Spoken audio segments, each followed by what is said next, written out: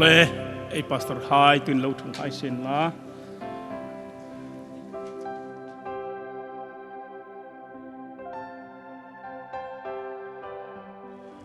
eng khom di sen la ai hun masataka trong trai na hang nei kati trong trai ti kan lal pa le kan pathe ning kim tho thei noi le van sem tu e ko than hai hi nang man kan program tin reng misuk pui ting pek len lom kan te lom thu kan hil che gospel centenary kan mang chau ni lovin assembly hai le mangin hun kan manga he voiceon hin beram pudit tak hai lalpa pension lokai mek ding dam kan tameka chung jing lai chun thang thar nang ma ram rong bol tu ding beram pu ding mi pathum lai orden ding mi pek lei lom kan te lom thu kan hil che ni lalpa samjek tun evani kut sok thale ara sei ka ngai tu changin mi hem ngam kan nei mi he jing lakana mi hem na pa khom emana ikan laka kati lakani atiangin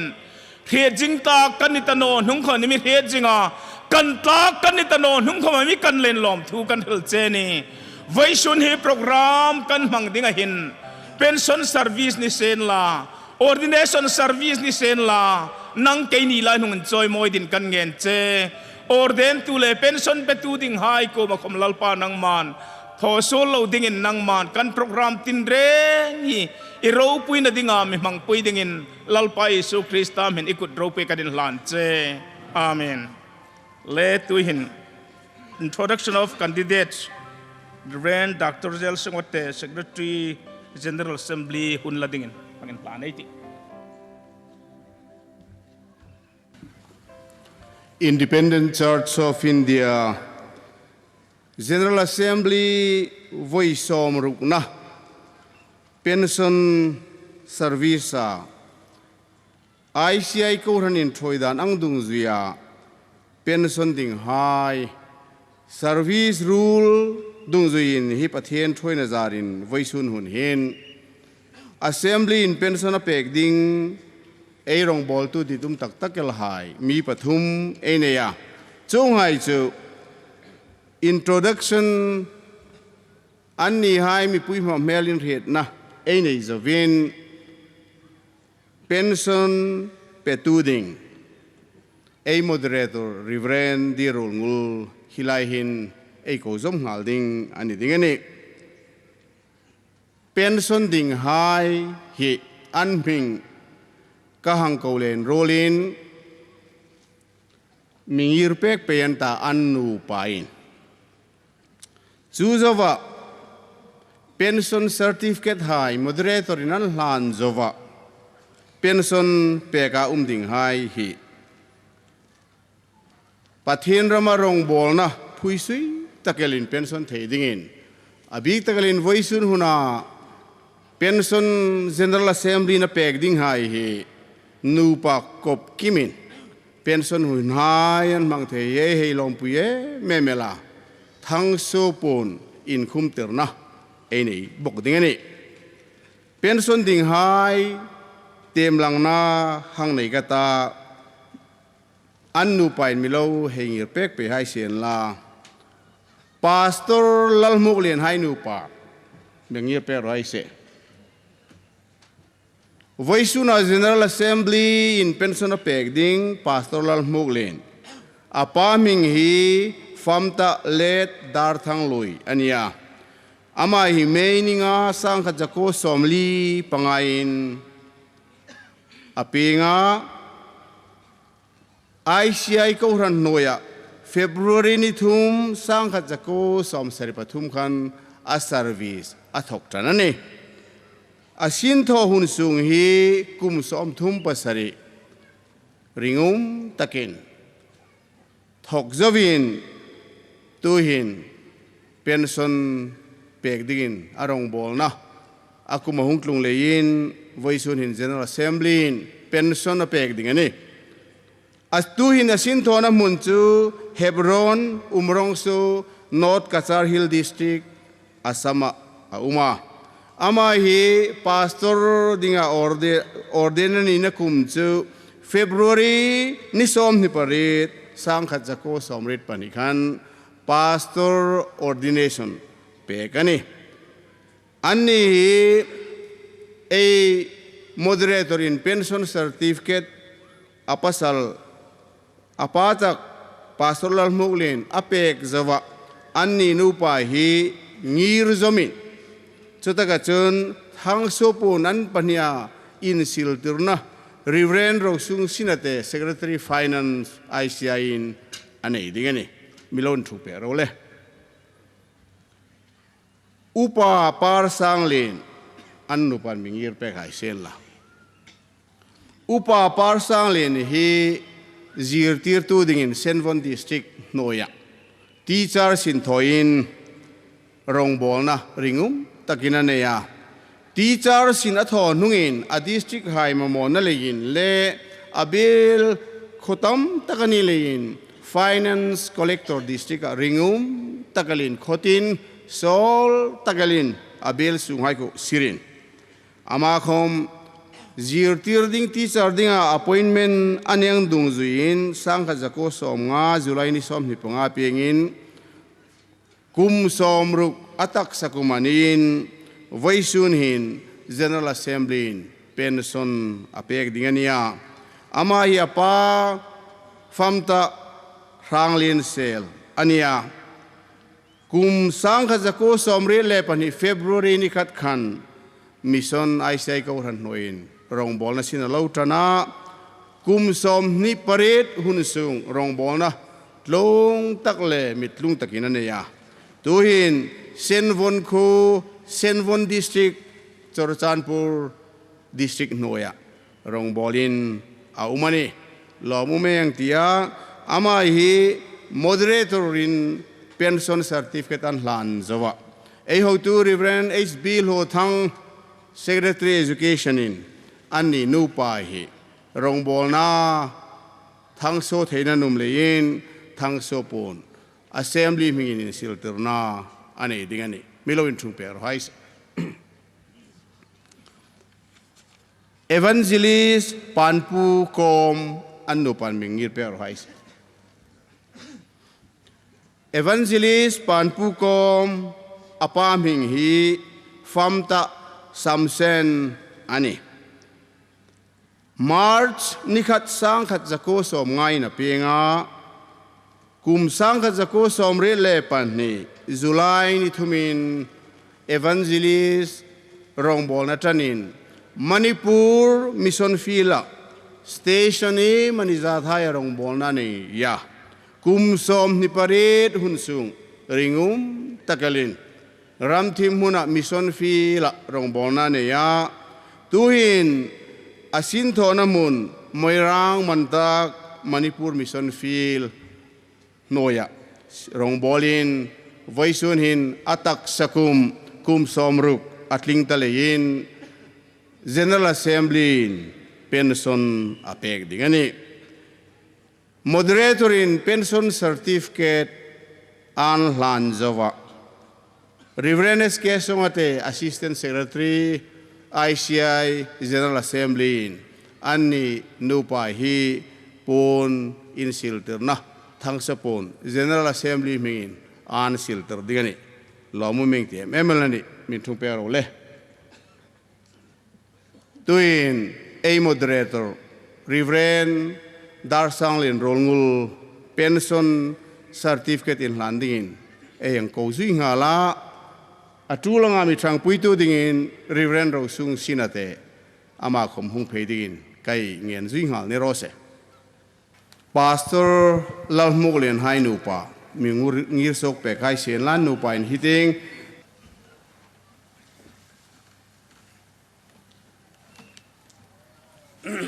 Voiceun hin Pastor Lalmuglen Independent Church of India in pension dan ane angin kum som rupanga ringum taka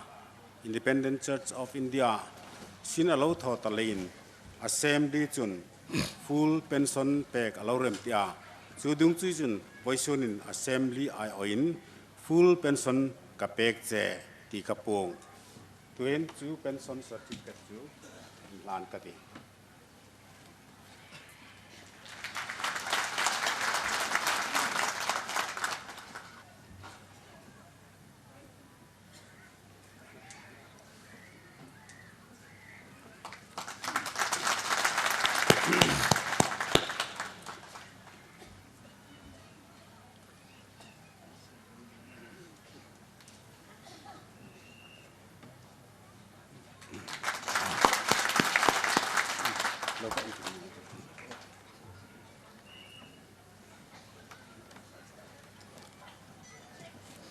upa par sang len le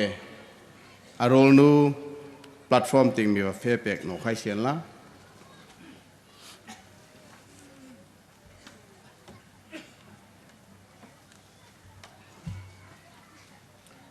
Voiceun hin Independent Church of pension alo si mangin kum somruk ringum taka Independent Church of India Education Department na sin ilo tholein assembly chun pension puitling pek ta kan ngai cha chudung ji chun assembly bin pension full pension ka pek che chuin en penading chun hi certificate kan hlan hau che ten puan su te tu ding hai kan su te hal sian la rồi mọi tác lâu hai lal pan cô han hai le pathin dit sak na ro pui ta kan hang dong he lal pan ro pui na chang ro sen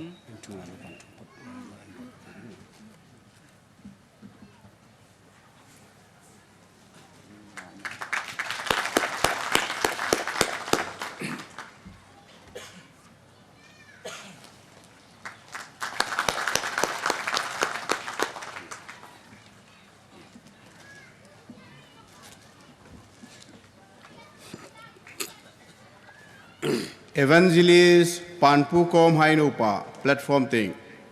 mi wa fe pek khai sian la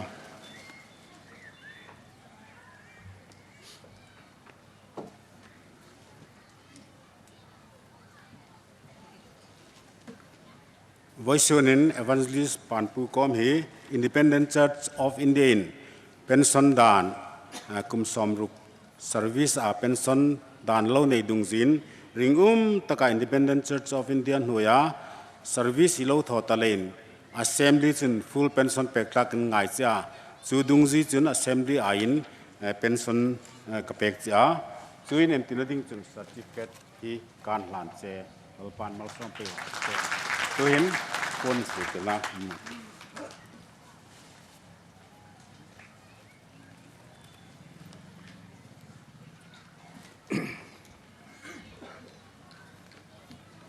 Singlum na nang bu pension TV ra basi sorgi se bato basi pension lete ay basi bata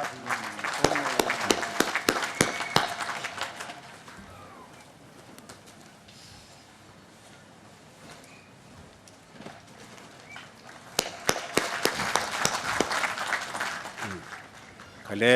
karong bol na kazawa anni hun pek le pek no thu chu se chi kuta kan ngat ei moderatorin ei thok tu erong wol tu hai ditum tak takel mi pathum ko ma pension pekna hun seramang zauta tu hin hun toy ti ti hilding an ne ni chun an nole a pensioner hai powaya hun toy ti hilnom na hunan nei chun pensioner hai an thokin hun hilnoman nei hai toy tia ฮิลดิ้งอินหุ่นตัวตีหลังเป็นไงตาฮิไลแพลตฟอร์มหาติงบกขันวัดฮิไลเสียนลาจุดดิ้งจนหุ่นตัวตีของนิโรส Independent Korhanin rong bolna nei tanan thoka assembly ini hypo polaya tuta assembly hi atak nina atam khopel chutu hil seng tanomania ka role pui hai tuta voisuna pastor orden ding hai le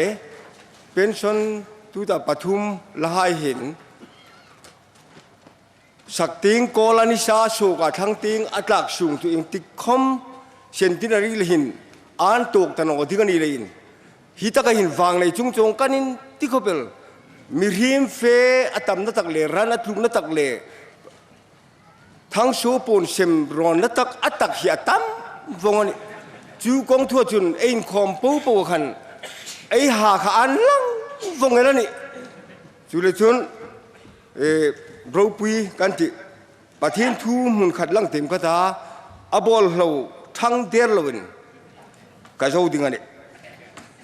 จักรีบุงเรจังสอมนี่ปัทุมาจุนสิไปให้ลลปาจุนเฮงหินติจงนี่ให้จุนน้ำปูปูลายมีสอมินประเทศที่กูมาตีกันเทียเกนี่กูมาหงจุยเวียงกันติเจตีนจุดมีจุดปูนมรอันละเจลดิ่งอันนี้เสียใครที่อันดิกจุนอาราอันดิกาvoisuna pathin ram fe pe hi ara mu thei pe yaum le chu tum taka kumza a pension service kanang lak na hin abi takin hi kan nu mai hai pension thei khopa in sung ting mirel bol pek tu le pathin jar tabin hirong bol na hi kan jawani abi takin keni lem chu e khai economic tool takel kan ni lein chong po poผู้รูปเปกจูหายกันนุ่มให้หายเล่ประเทศจารินอินซูงเราเฟเป็นนาหินฮีเป็นส่วนเหพากินกอรันนูเล่ป้าหายนั้นตีน่าเฟียกันเราโมลโซตะเลหินลัลป้าจินป้ากินนุ่มรอเซกันเรามี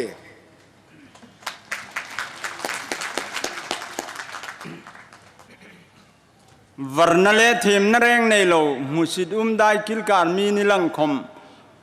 กูรันหายดิสักนั่นแหละประเทศดิสักนั่นเราปุ้ยตักกันหังดงหิกลมตักเจตลาสุขเฮละลัลปานเฮจิรติรากระชังไม้ทกามีกวังตะกากะหุนตบเช่นดิงกูรันช่วยตู้ให้นั้นมีโรดเป็กเช่นโจทยาเป็นสนทยาลัลปานหุ่นชาอมิเปกฮีลมกะหังติตักเจตลาไอประเทศกูมาเราปุยนาเซนลาจุนกูรันช่วยตู้ให้เลยกูรันมีปุยปูอินลมโนจงดำกะโลโทปะโลมันจุนอินมิงไอดำนากังนิบกาจุเคละจุนกะดำลายนี้ลัลปานอมิลากเปกมาขัดินกะเทยต่อปประเทศรมารงบอลดินกันเปกตุ้มตะตันิลัลปานมัลสอมินช่วยไปรอเซนเจว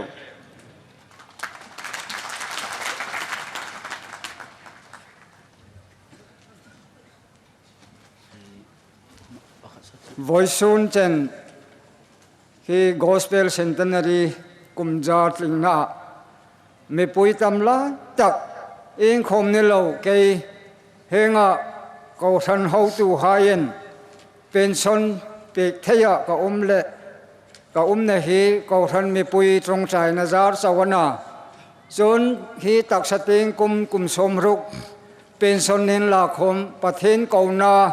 kadam sunga kan nu pan pathen rong kan bol theina dingen me puin trong chai na mi se jing dingen ka hungen cheu hun ro se ka lome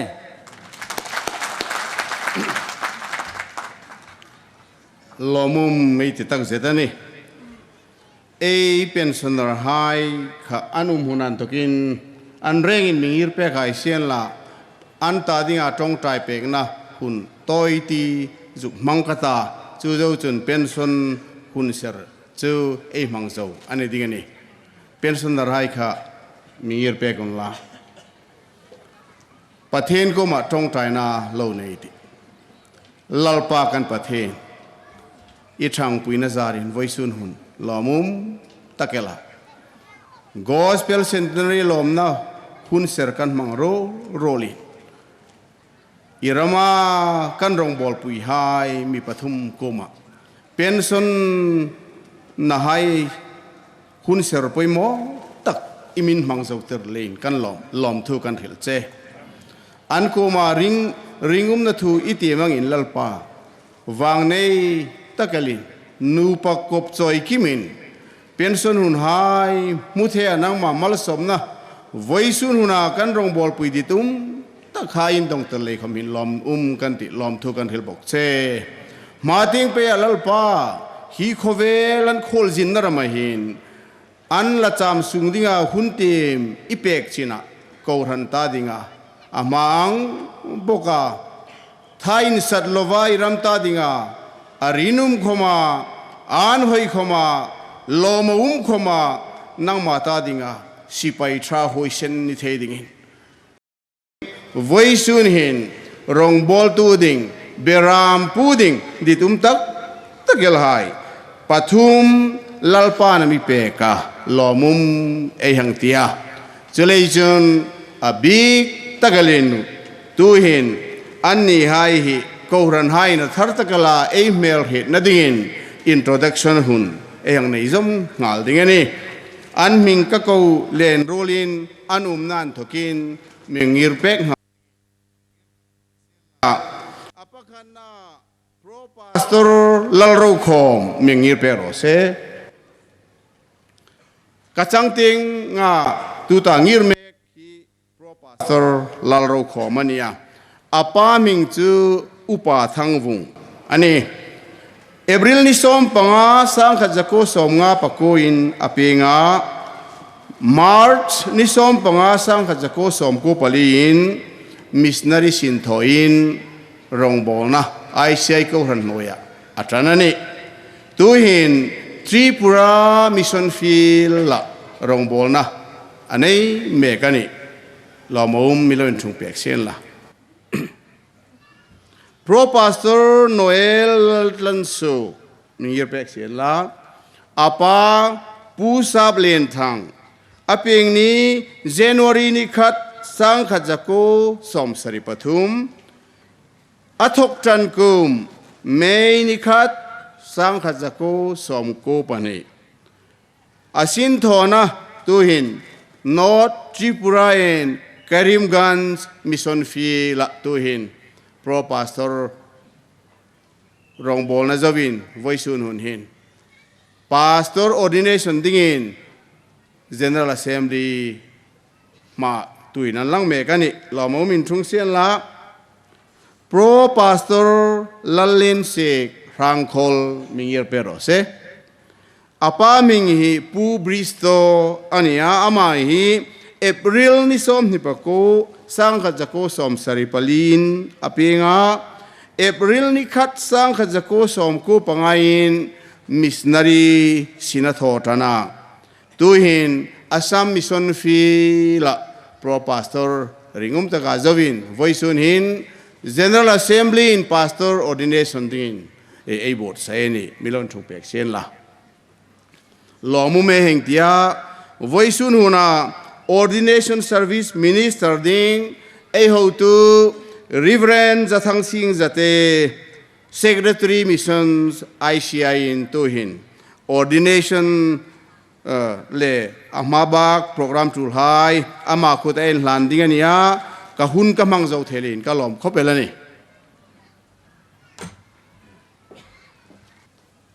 voisun su e thung na hi remchang be nolen ordination e pek hai e rong bol pui hai hi ordination e pek zone anin thung na kirno kan ta an rong bol pui hai chi bai sem hal no ngan ti hun asot no na dingin nake 18 pha le sataka in taranta rong bol pui hai khoma rolin chi bai e bu deni le lal ro khom hung sen la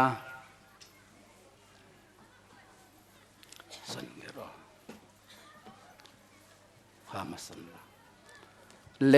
นำเด็ดนรงบอลนะเอเนมาอินทุกไปหมดตักอินดอนเซกันดูมาคริสตาโกหันะปาสเตอร์รงบอลนะทอดินปะทินรุดไงนินอินเรียดโกหันโฮตูฮาอินอันมิตลังนะฮิประเทศรูตินกับผมปะทินเลขบุอินเทงเจเนซีสานทกาทุพงสู้เจนีปะทินทู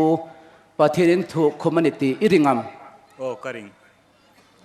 สราวบอลหายมังไงนาอินเดียมโอ้กันไหนประเทศนี้จุงอาทุนในตัวดึงอาไอเสียหายทั่วอินตีมัมโอ้กันเต็มโปรเรลนำหุ่นอะปาตุรายเงียรหุ่นอันนี้ตอนเจหายขาเรงาปมาจอมดินอินตีมัมโอ้กันเต็มกูดินหัดปุยตัวติงหายของหายเส้นละ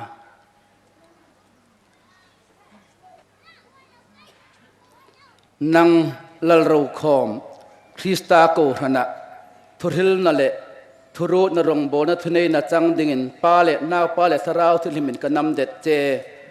จูรงโบนัจูทอดิ่งกันลมดูเจตีนันเตนดิ่งอินโปนกุจังเตงกะเปกเจเริงตะกาจูรงโบนัทอดิ่งสราวเงจนสุขเสบรอเสเจ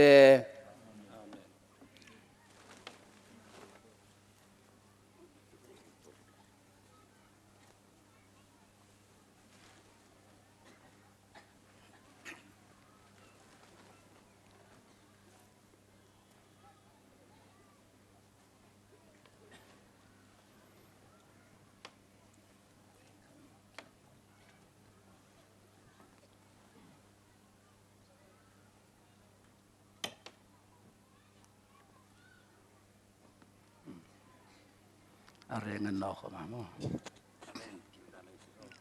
เรื่องเงินสิบใบตาอ๋อข้าจะบุลา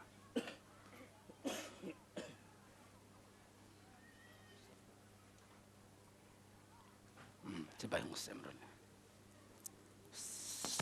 เซมโซวิตาแฟนตาอินเตอร์อ๋อมุสลิมตาเราเล็กเปล่า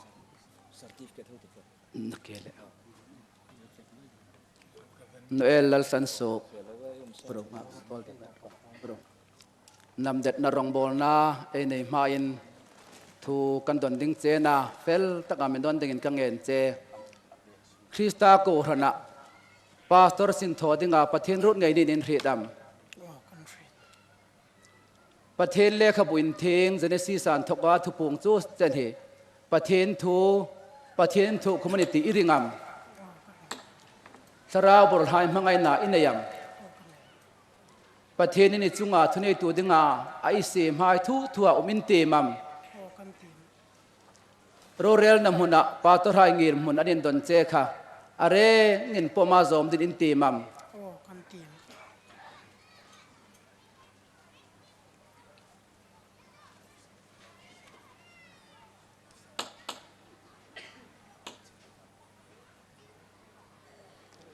นังโนเอลลัลสันสุกเจ้าเตคริสตาโกหนะทุริลนั่นแหละทุรุดรงโบนัทุเนนจังดิ่งปาเลนาปาเลสราวทุลิมกันนำเด็ดเจจูรงโบนัจุทอดิ่งอินปอนกันลมดูเจตินันตินดิ่งอินปอนกุจังเตงกับเปกเจเริงตะกาทอดิ่งสราวไงจนสุขสิบรอเสเจ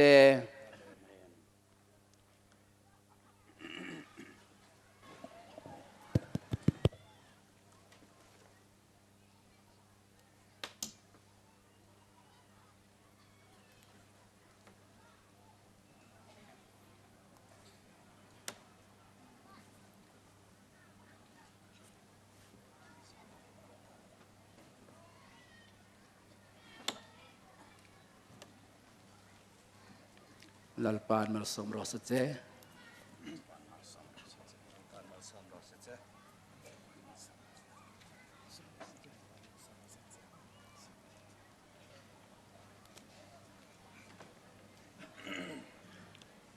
ลัลเลียนเสกพรางคอล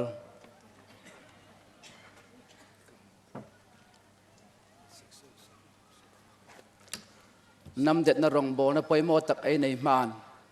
ถูกไปหมดตักตักันดอนกระเจียเฟลตักมิดอนดินกังเงินเจคริสตาโกหนะปาสตอร์สินทอดินประเทศรุ่นไงนินอินเรียดำโอ้กันเสร็จ ประเทศเลขบุญเทงเจนิซิสอันทกาทุปงสู้เจนเหประเทศทูประเทศทุคอมมูนิตี้อิริงัมโอ้กริงสราวบรุษไฮมังไงนาอินเนียมโอ้กันนี่ประเทศนี้จุงอาทุนเอตัวดึงอาอารมณ์ไฮทุทัวอินเตมัมกันทีมโรเรลนำหุนะปาตรายเงียร์หุนนินตอนเจคาเรงินปมาซอมสัดดินอินเตมัมโอ้เวกันทีม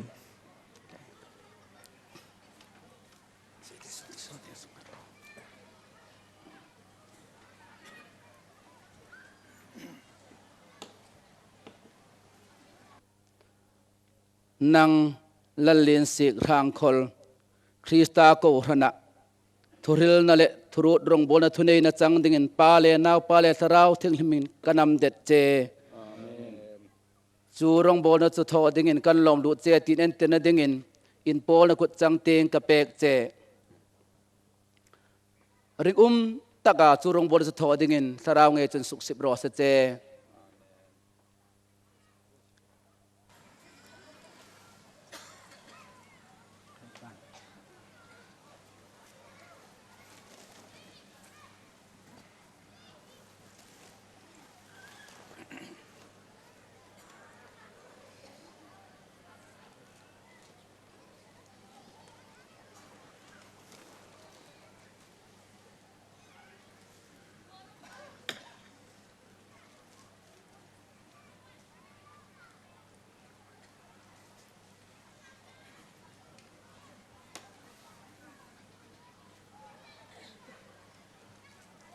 ลัลปานมัลสมรสเจ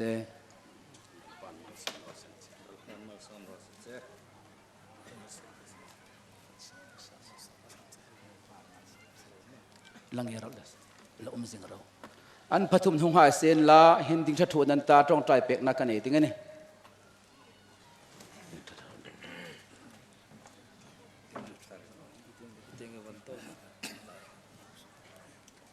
ปันนี้สันกุดินหัดเราตุป้าอย่างนี้องค์เด้ง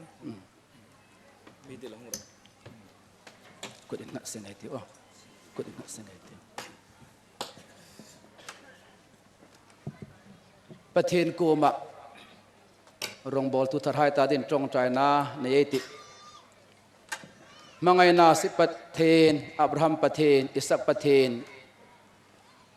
ตูอินเนนอานาวเจวินเนียลัลปาอับราฮัมกูไม่อุ้งบอกกันกูไม่อุ้มเล่นมิงินปากันลมทุกันถิลเจพรางลุยหายมิโลจิลสันหายเสียนคมทั้งทาร์เปลัลปานั่งมาครอสปุดปุยที่มีเปกไปเดินลมทุกันถิลเจนี่วัยสูนินเสียโลทักตักลัลโรคมเดลัลสันสุกเดลัลเลียนเสียรางคนละมีเปกเล่นลมทุกันถิลเจอิรัมรองโบนัลัลปาครอสโอกุมตัมตักกุมสมจงโลนวักใบปุยตะวัยสุนลัลปาเนกาลินเลมเลรูปุเลมันหังอินโอมเลนลมทุกันถิลเจนี่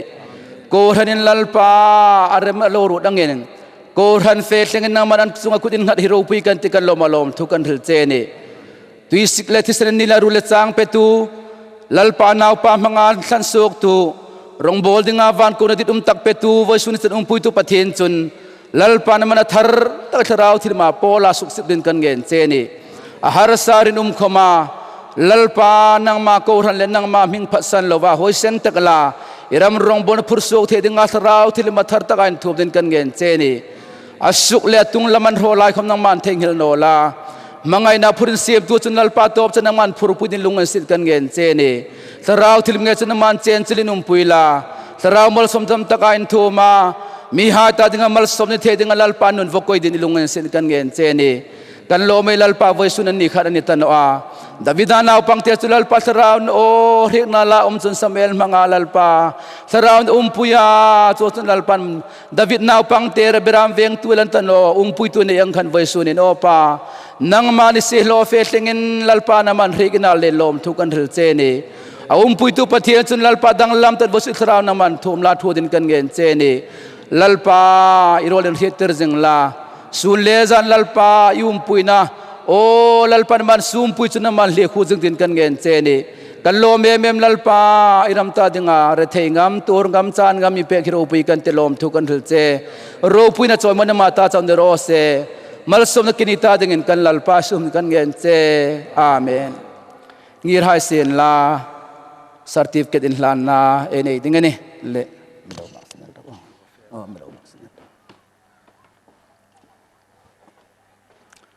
tu in certificate in hlan na na yeta amasan lalro khom lalpan also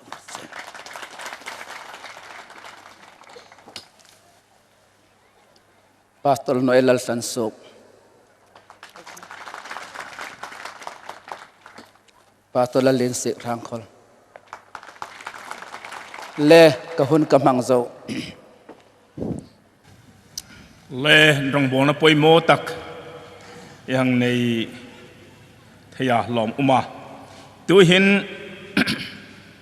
praise the Lord 1,000 voice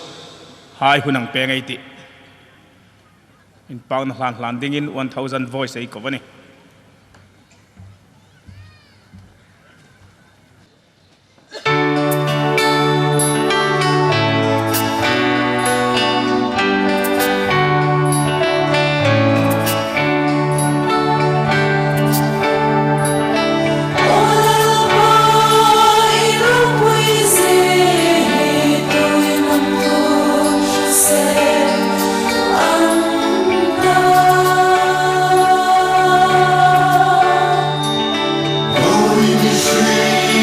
From being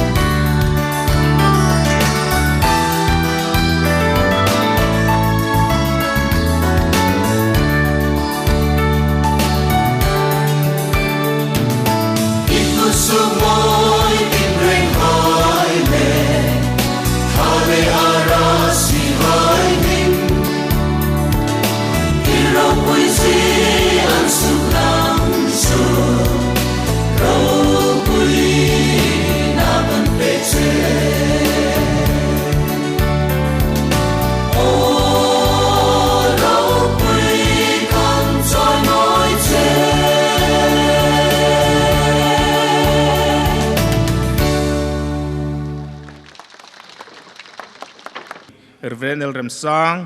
kun mangdin hang kowaiti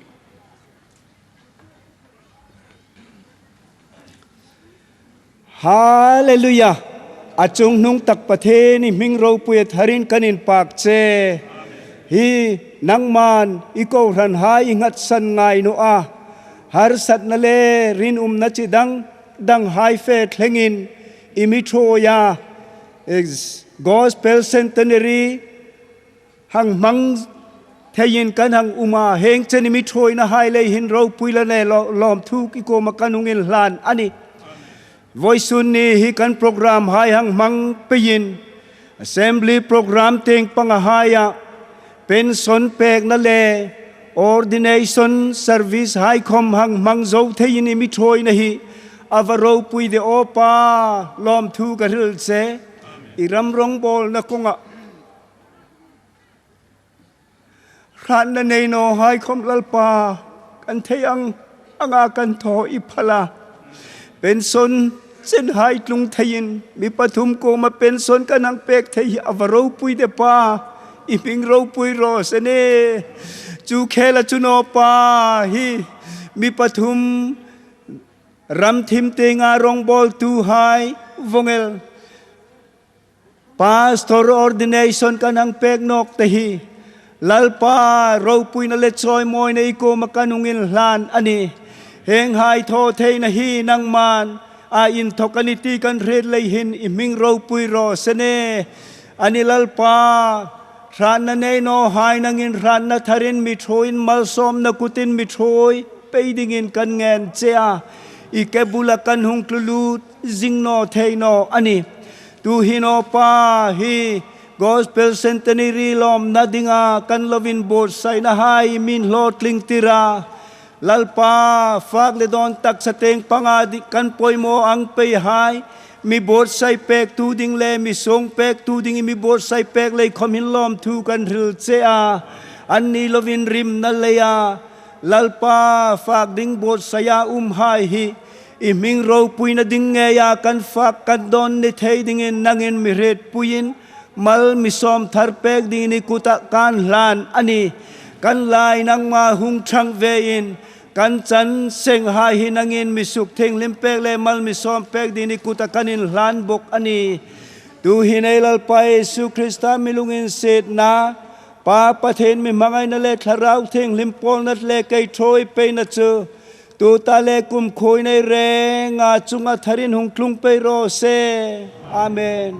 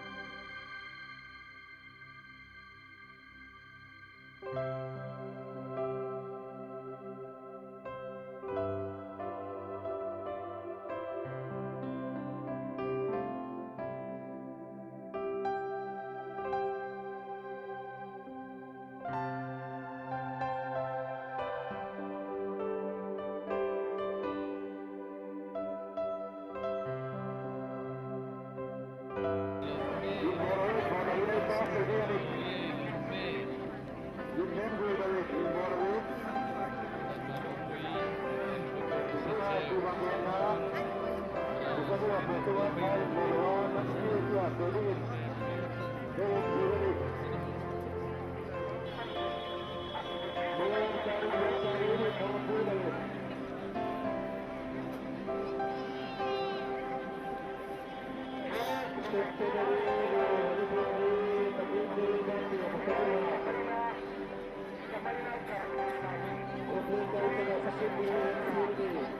Centenary drama, manipulative drama, movement and gender, Hollywood, your people, the present president.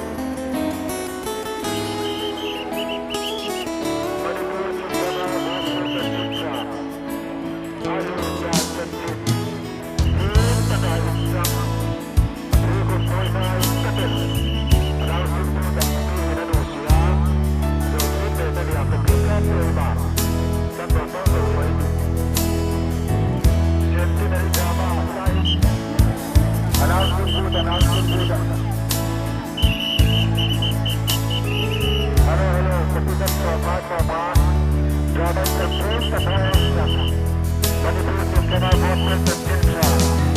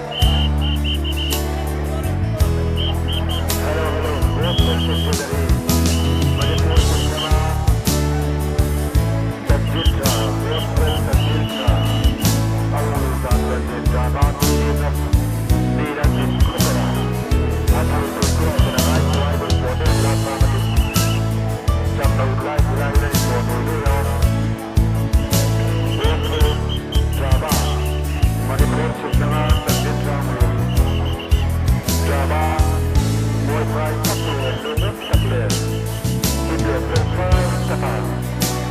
Anlo Sabtu. Zorzo Nana. Zorzo Kuro Kadalina Kukuana. El Burkino de la Bituya Rema.